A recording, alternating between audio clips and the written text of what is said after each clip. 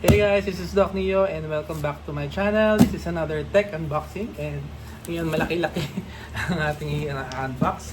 This is the Xiaomi vacuum cleaner G20 Lite. So a little background before we start unboxing.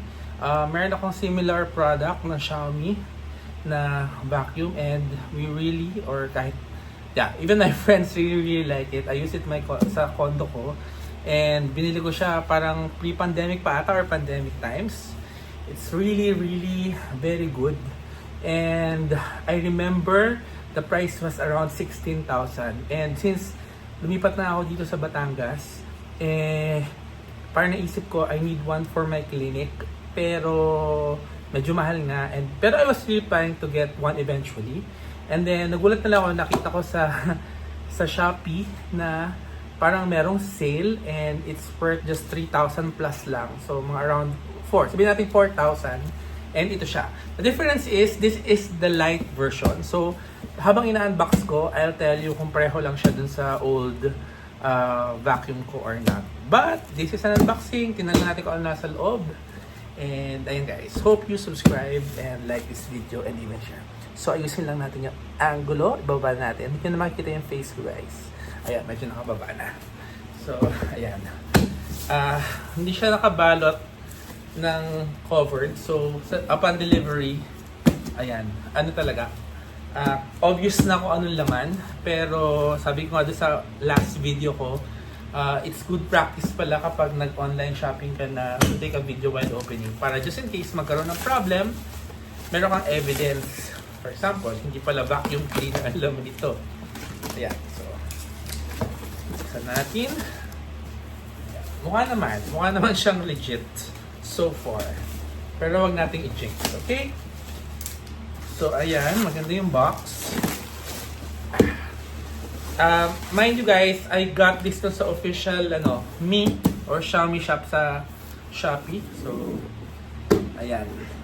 Yan yung front, side, back. Tapos, information. Sana lang meron siyang kompleto rin siya na accessories. Hindi lang siya pang floor. Pero, given the price difference nga na parang 75% off dun sa dati ko, carry na ako kahit ano lang. Pang floor lang siya. Pero sana meron din siyang other attachments. Ayan. So, buksan na natin like this, guys. Oops. Meron pa pala. Hold on. Hopefully sa mga next unboxing ko, doon na tayo sa clinic para maganda-ganda yung setup. But, ayan. And then, sorry guys, nag-sleep yung camera. This one is para wall mount. Pwede na ilagay sa wall para isabit. And this is the power adapter. So, yun lang guys. Yun lang ang laman nitong Xiaomi Vacuum Cleaner G20 Lite. So that's it. Yeah, let me see. Let me show you my face again.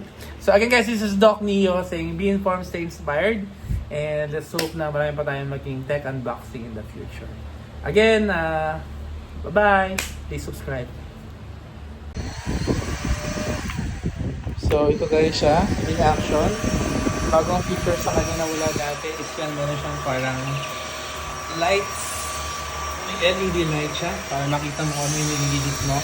That's a very nice addition. Overall, I'm really happy with this purchase and I will highly recommend it. Yeah.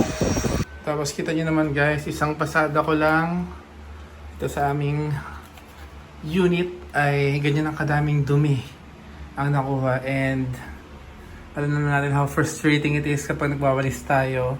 Feeling natin, ikot lang na ikot yung alikabok. So at least yan, sure tayo na nandyan na yung dumi. And it makes our life very convenient. So mas madali siyang malinis ngayon.